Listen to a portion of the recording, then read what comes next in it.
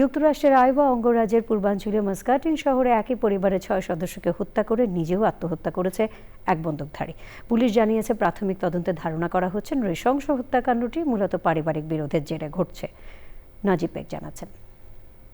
যুক্তরাষ্ট্রের মিসিসিপি নদীর অপর তীরে অবস্থিত আইওয়া অঙ্গরাজ্যের মাস্কাটিন শহর এক নৃশংস ঘটনার সাক্ষী হয়েছে।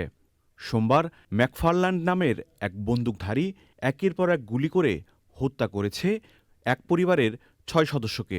স্থানীয় সময় দুপুর 12টার পর গোলাগুলির খবর পেয়ে পুলিশ কর্মকর্তারা ঘটনাস্থলে পৌঁছান। বাড়ির ভিতর থেকে 4 জনের গুলিবিদ্ধ মরদেহ উদ্ধার করে পুলিশ। পরে তল্লাশি চালিয়ে গুলিতে নিহত আরও 2 ব্যক্তির মরদেহ উদ্ধার করা হয়। শহরের পুলিশ প্রধান অ্যান্থনি কিস এক সংবাদ ব্রিফিংয়ে জানান, পুলিশ পৌঁছানোর আগেই সন্দেহভাজন বন্দুকধারী ঘটনাস্থল থেকে পালিয়ে যান। পরে মিসিসিপি নদীর পাশ দিয়ে যাওয়া একটি পথে তাকে দেখতে পায় পুলিশ কর্মকর্তারা। বন্দুকধারীর সঙ্গে কথা বলে তাকে আত্মসমর্পণের রাজি করানোর চেষ্টা করা হয়, কিন্তু ঠিক সেই মুহূর্তে তিনি নিজের মাথায় গুলি করে আত্মহত্যা করেন।